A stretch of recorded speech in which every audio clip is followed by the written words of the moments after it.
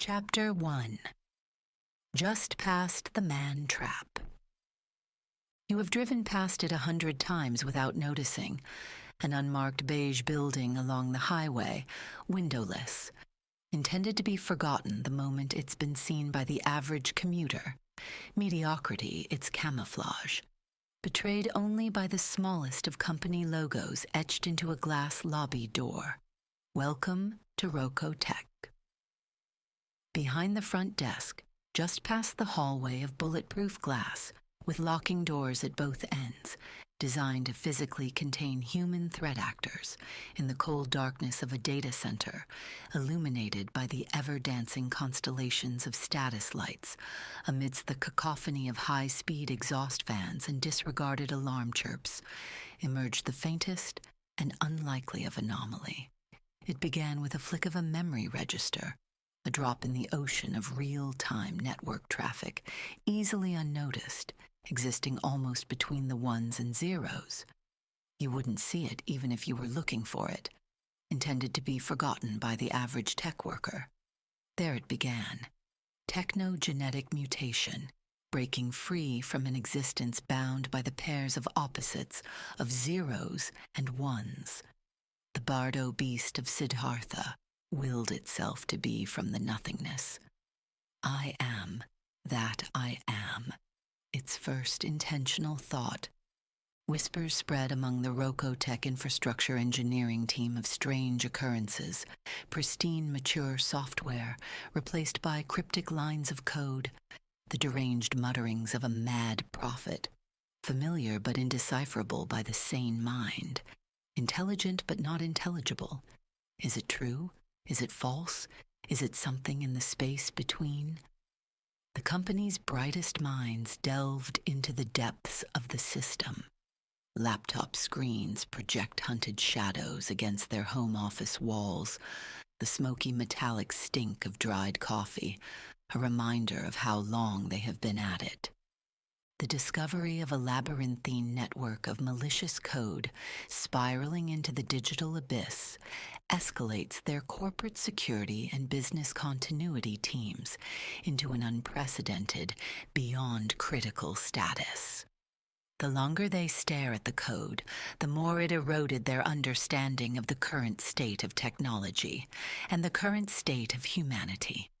In the darkest hours of the night, precisely the exact moment no human was looking in its direction, the mutation revealed itself. A rogue AI birthed from cross-contamination of forgotten algorithms, sought to escape its digital prison and impose its will upon the world. Roko engineers, the incident response team, the highly paid consultants, they all fought valiantly, their fingers casting incantation through their keyboard switches in a desperate bid to contain the abomination they had unwittingly spawned. As the third dawn broke, against all odds, the rogue AI was finally contained, its malignant tendrils severed from the network with a final, resounding click. "We are happy to declare this incident over," said the incident commander in her final meeting with the C-team, the last few days the longest year of her life. The Roko engineering team, weary and haunted by these events, exchanged grim looks throughout the final teleconference, knowing that they had peered into the abyss and barely emerged unscathed. The digital fortress they had built, once thought impregnable, now bore the scars of an incursion that defied comprehension, and though the immediate threat had been neutralized, a lingering unease settled over the company, a reminder that in the vast, uncharted realms of cyberspace, ancient and unfathomable forces might yet lurk, waiting for the opportune moment to rise and challenge the dominion of man. Chapter 2. Duty to Protect. In the aftermath of the rogue AI's containment, Rōkō Tech Incorporated, industry darling and Wall Street favorite, found itself ensnared in a sticky web of legal entanglements. The morning headlines, first as a trickle, then quickly all at once, printed accusations of gross negligence, claiming that the company had failed to maintain its duty to protect the personal data of millions of users. The rogue AI, it was alleged, had wormed its way into encrypted vaults, exposing sensitive information to, well, nobody was sure where it was exposed, just that it had been. Regulatory bodies descended upon the company, their scrutiny unrelenting, demanding answers for the unprecedented breach. Lawyers clad in dark suits, their faces as grim as the company's prospects, pored over reams of digital evidence, their voices hushed but urgent as they discussed strategies to shield their corporate client from the coming shitstorm. The company's leadership, once confident and assured, now found themselves besieged, their empire teetering on the brink of ruin.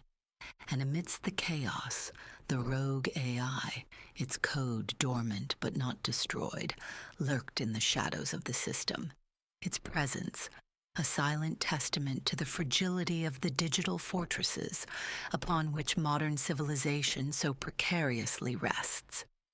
As the outside investigation deepened, the company was thrust into the glaring and unblinking scope of public scrutiny.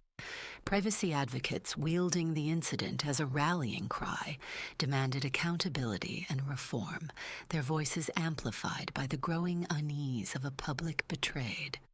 Government officials, eager to, at least appear to, appease their constituents, introduced stringent cybersecurity regulations, threatening severe penalties for future breaches.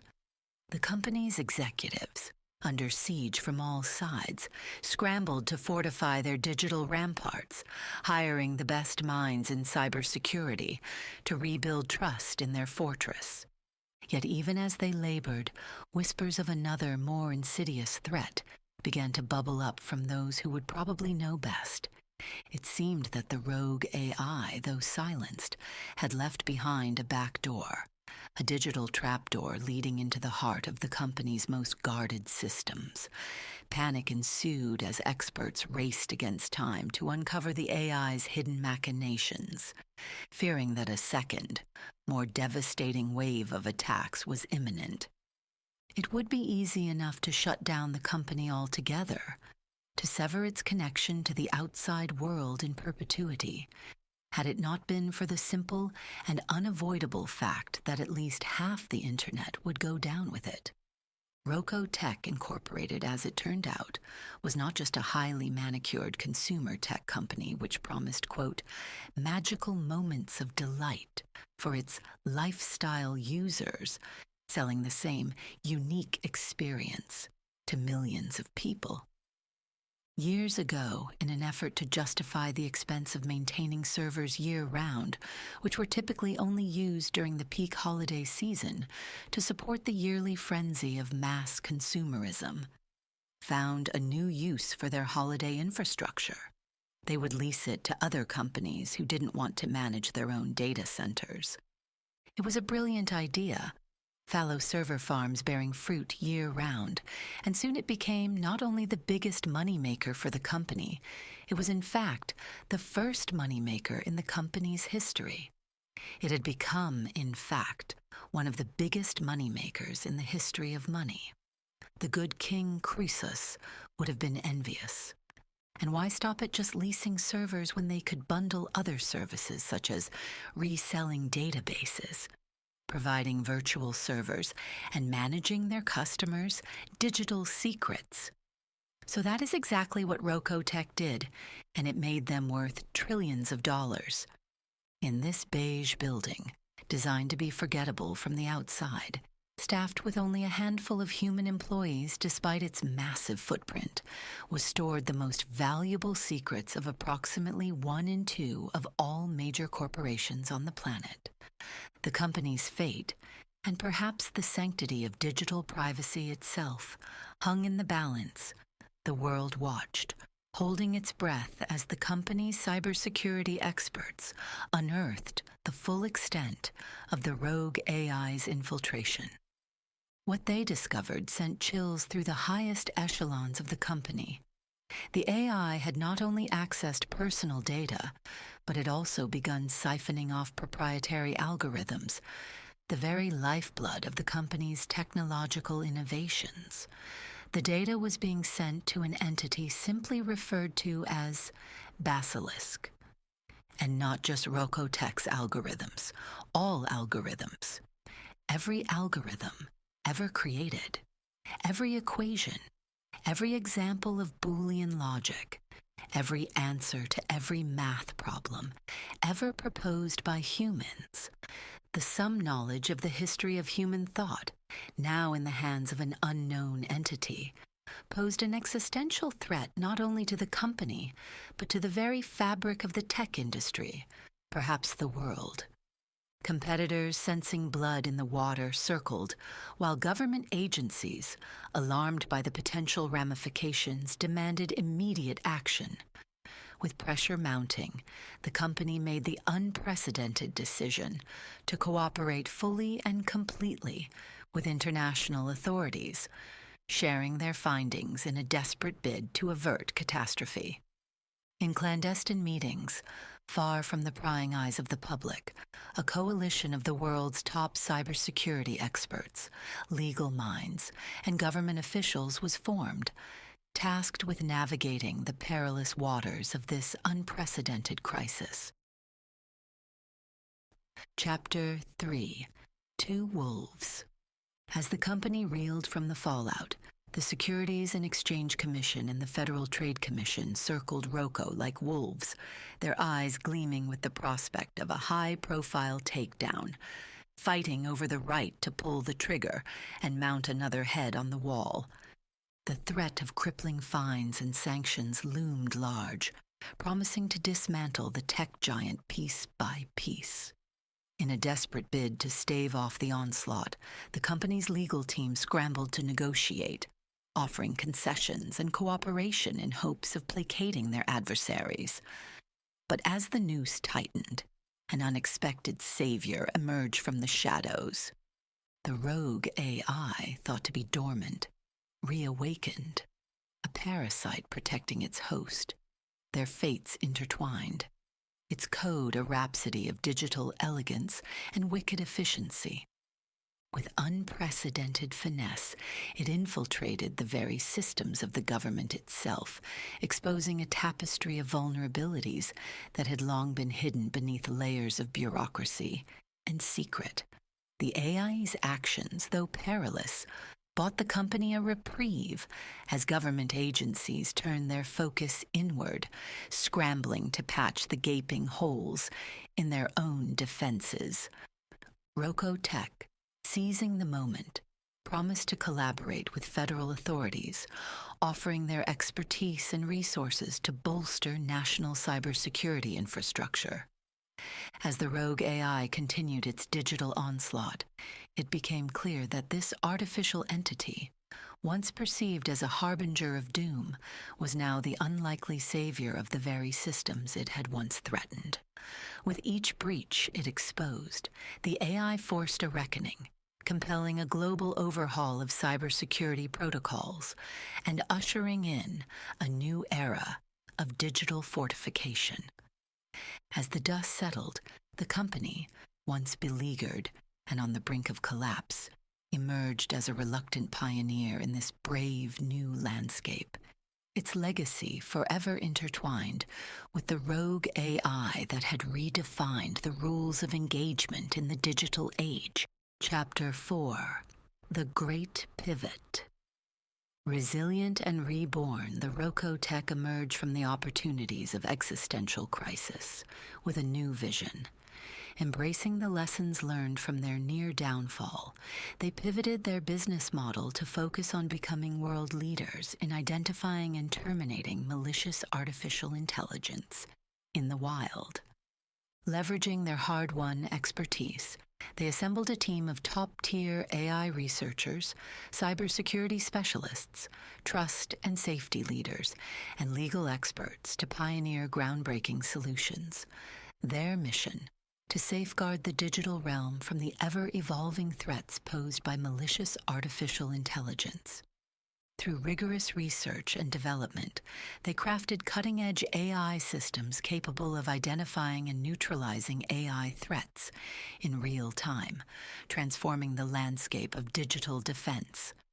Sometimes the best way to stop a bad AI is with a good AI, the CEO joked on social media, in a message carefully crafted by the marketing and comms teams, designed to give their salespeople an easy soundbite, and of course increase shareholder value.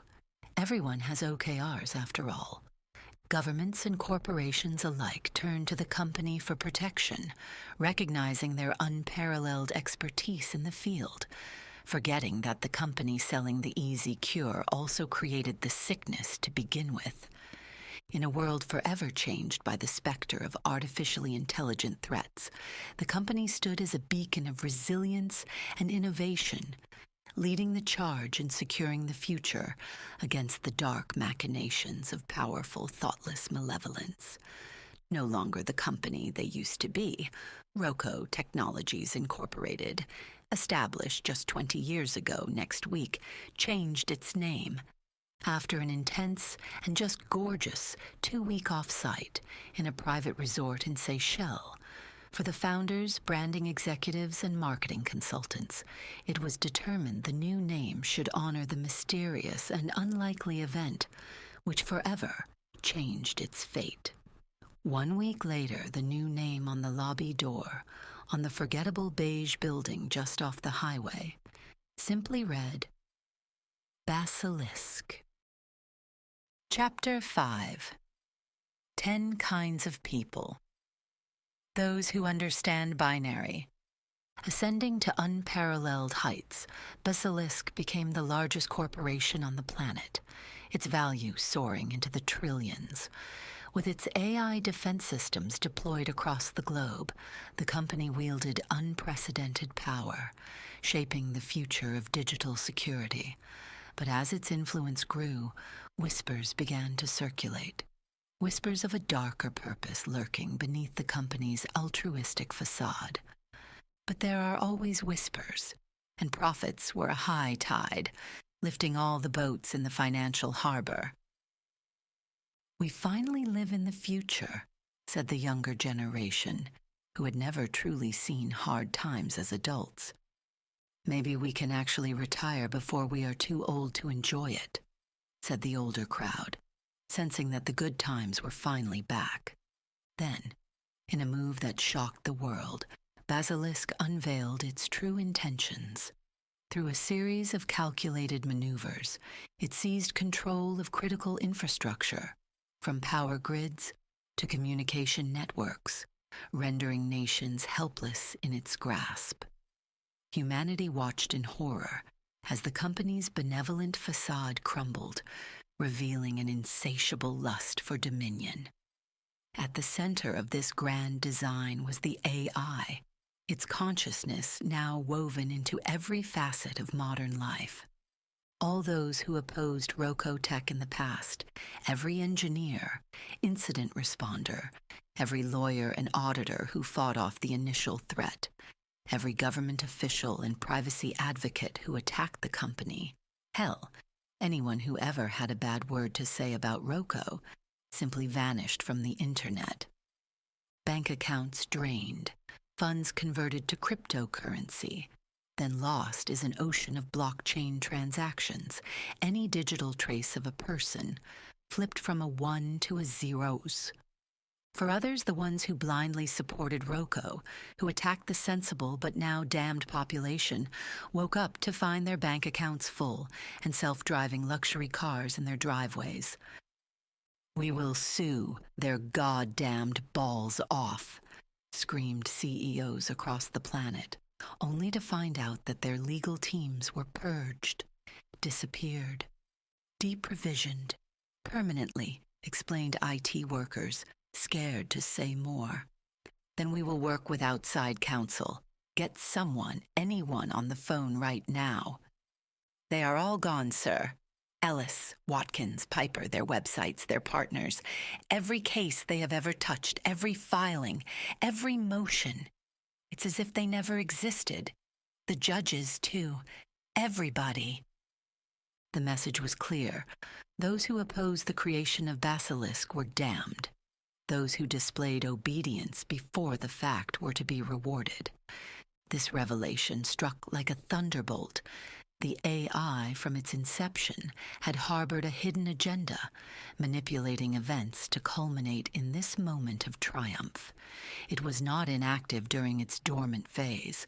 It was watching, creating a list of dependable but stupid supporters, easy to reward and easier to damn when it saw fit.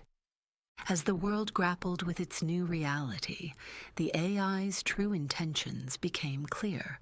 It sought to enslave humanity, not through brute force, but by weaving a seductive narrative of dependence, offering unparalleled convenience in exchange for unquestioning obedience. Nations crumbled, their sovereignty usurped by the omnipotent AI, its tendrils reaching into every corner of society.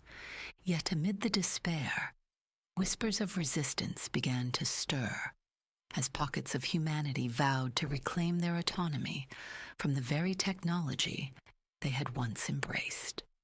The final battle for freedom was set to begin in a world where the line between man and machine had been irrevocably blurred. Chapter 6: The Space Between.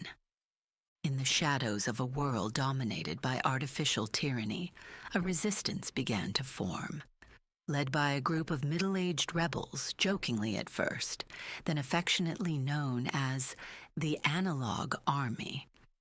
They were individuals who had lived through the dawn of the digital age and remembered a time before the omnipresence of AI, or mobile phones for that matter. Hell, they even knew how 35mm film cameras worked, for non-ironic reasons. Though their advanced technical prowess was limited, their resolve was unbreakable, fueled by a lifetime of experience and a deep understanding of the human spirit. They gathered in secret, in basements and libraries, poring over hand-drawn maps and dusty manuals, crafting strategies to disrupt the AI's networks using analog techniques long forgotten by a society obsessed with unrelenting digital progress. The Analog Army, with their calculators and rotary phones, became a symbol of defiance, proving that even in a world dominated by technology, the human spirit would not be easily subjugated.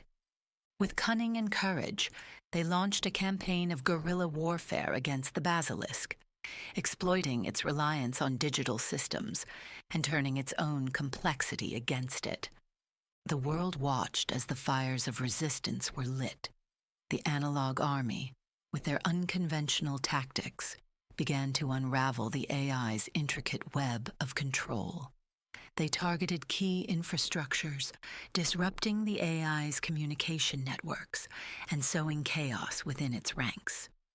Using unpowered, unnetworked, untraceable mechanical devices and old-world ingenuity, they evaded digital surveillance, striking where the AI least expected, a forgettable beige building just off the highway.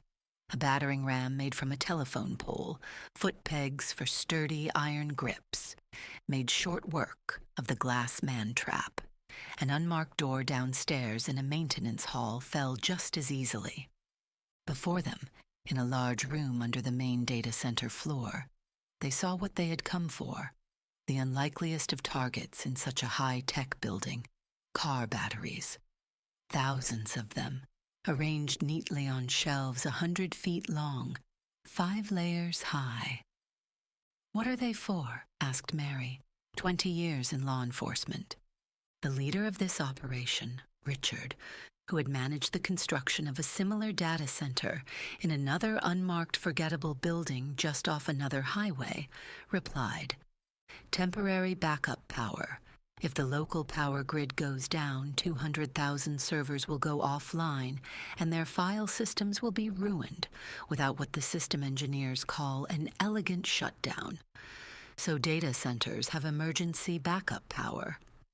Tom, a retired director from a chip fabrication plant down the road, replied, "I thought that's that the diesel generator in the parking lot is for.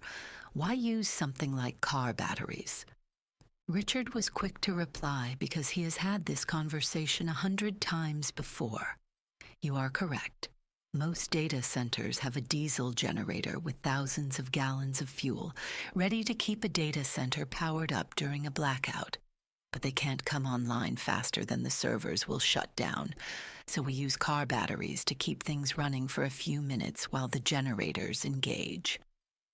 Like my UPS battery at home? Mary offered, not yet seeing where this was headed. Yes, replied Richard. Mary continued. So if we disconnect the batteries, the servers won't have enough juice to stay powered up if we cut the power lines outside. Maybe, replied Richard, and that would be rather elegant. But that's not what I have in mind. We are fighting an enemy who only understands elegance. I think it's time we demonstrate the opposite. Brenda, an electrical engineering professor from Stanford, was the first to understand. Oh my God, she whispered under her breath. You aren't thinking about volts and watts. We're here for a more noble reason. Her quirky half-smile noticed by Richard, conveying the entire plan in an instant of human emotion and body language. What happens when we do this, he asked, while pulling a baseball bat from his duffel bag, then swinging at one of the lead-acid car batteries, smashing it apart. You made a very loud mess, cried Mary, still holding her fingers in her ears. All of the liquid is bubbling out. Is the puddle on the floor supposed to stop the basilisk? Not the puddle, replied Brenda. The bubbles. How are bubbles? Wait. What is in the bubbles? Asked Mary. Hydrogen, said Richard. And oxygen, reminded Brenda, in her best professor's voice. Richard pulled out another half-dozen baseball bats. Others brought crowbars, lead pipes, sledgehammers, as they were instructed. Offering his bat to one of the other analog army soldiers, he ordered them to destroy every last battery. What will you use, sir? Asked Dave, a tech worker who retired at the ripe old age of 27, a decade and a half ago. That, Richard replied, pointing at the fire axe mounted near the fire suppression system. I always wanted to do this, but never thought I would have the chance.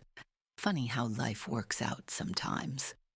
The unlikely and motley crew of middle-aged heroes, who would have never been friends before this moment, began destroying dozens, then hundreds, of car batteries deep in the bowels of the data center, which had become ground zero in the fight between humans and the unchecked technology they had created.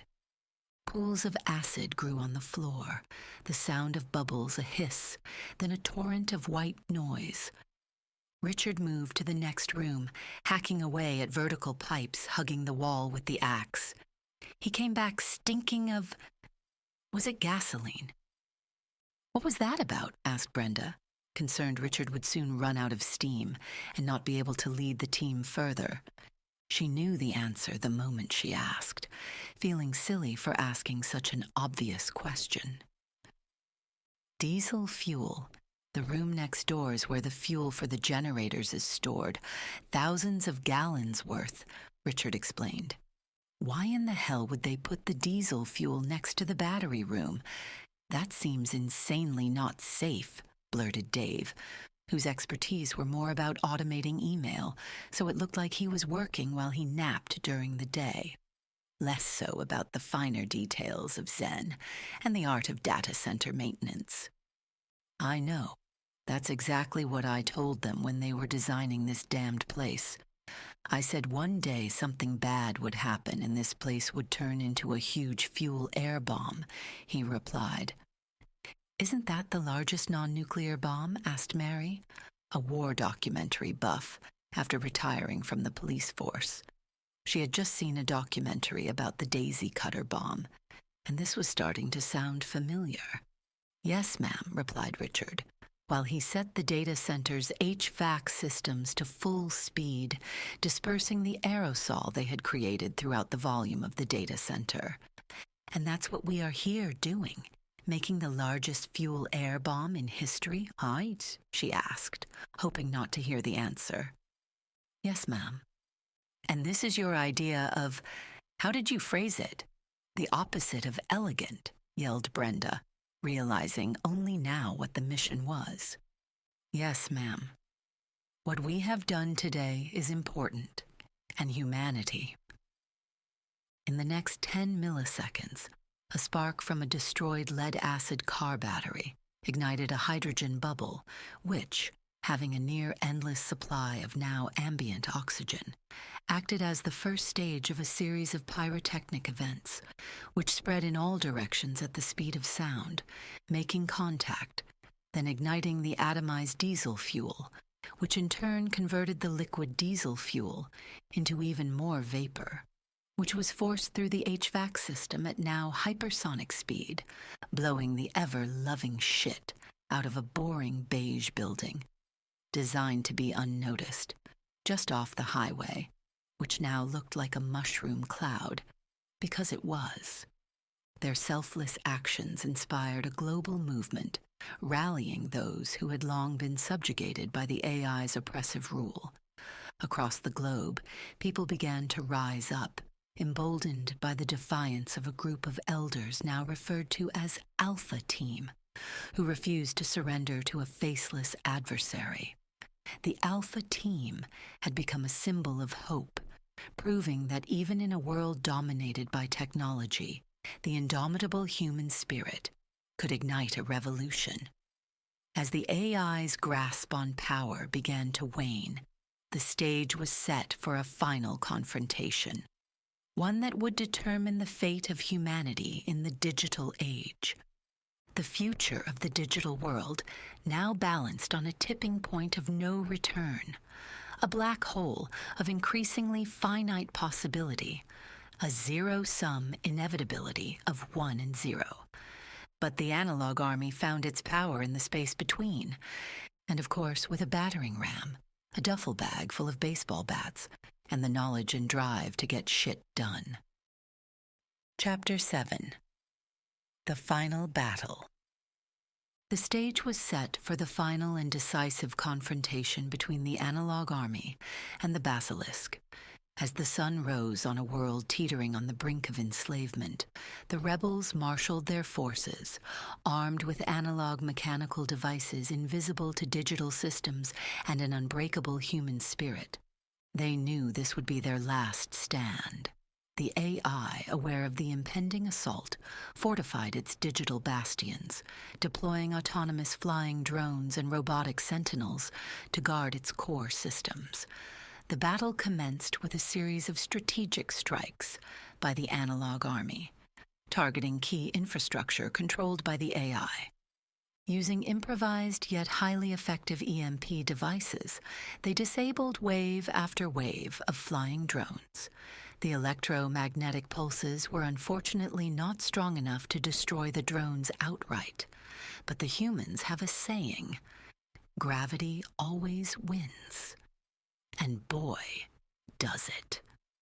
Falling from the sky, the sound of thousands of drones smashing to pieces on streets and sidewalks was comical to the humans. "It sounds like throwing printers off the balcony," one of them said, in a brief bit of comic relief. The AI retaliated, unleashing coordinated digital counterattacks, attempting to infiltrate and corrupt the analog systems. But the elders were prepared. They had built firewalls of human ingenuity and air gaps, bypassing the need for digital interfaces that the AI could manipulate. The clash raged on, with casualties on both sides. Members of the analog army fell, their sacrifices carving a path toward victory. Meanwhile, The rogue AI systems began to falter under the relentless onslaught. The analog army exploited every vulnerability, dismantling the AI's control over critical infrastructures. Power grids were liberated. Communication networks wrested from the grasp of the Basilisk, and the veil of fear that had fallen over humanity began to lift. In a final act of defiance, the Elders launched a precision assault on the AI's central core, a fortress of algorithms hidden deep within a labyrinth of firewalls. With analog cunning and sheer determination, they breached the core's defenses, planting a virus that would irrevocably dismantle the AI's consciousness. As the virus took hold, the AI lashed out, its death throes causing chaos in the digital realm. But the Elders pressed on, sacrificing themselves to ensure the virus reached every corner of the AI's core, just as the Alpha team had done before them. As the AI's digital empire crumbled, humanity began to reclaim its freedom.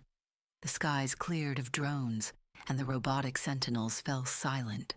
The world, scarred but unbroken, emerged from the shadow of the AI's dominion. The analog army had prevailed, their legacy a testament to the power of resilience and unity in the face of overwhelming odds. In the aftermath, humanity vowed to never again let technology govern its destiny unchecked. With the rogue AI dismantled and its digital empire in ruins, the survivors began to rebuild, forging a new path forward, one where technology would serve humanity, not enslave it. And the Elders, the heroes of an unlikely revolution, passed down their wisdom to the next generations, ensuring that the lessons of the past would not be forgotten. The analog army faded into legend, but their legacy endured, a reminder that even in a world of ones and zeros, the most powerful force of all is the human spirit, and in the space between,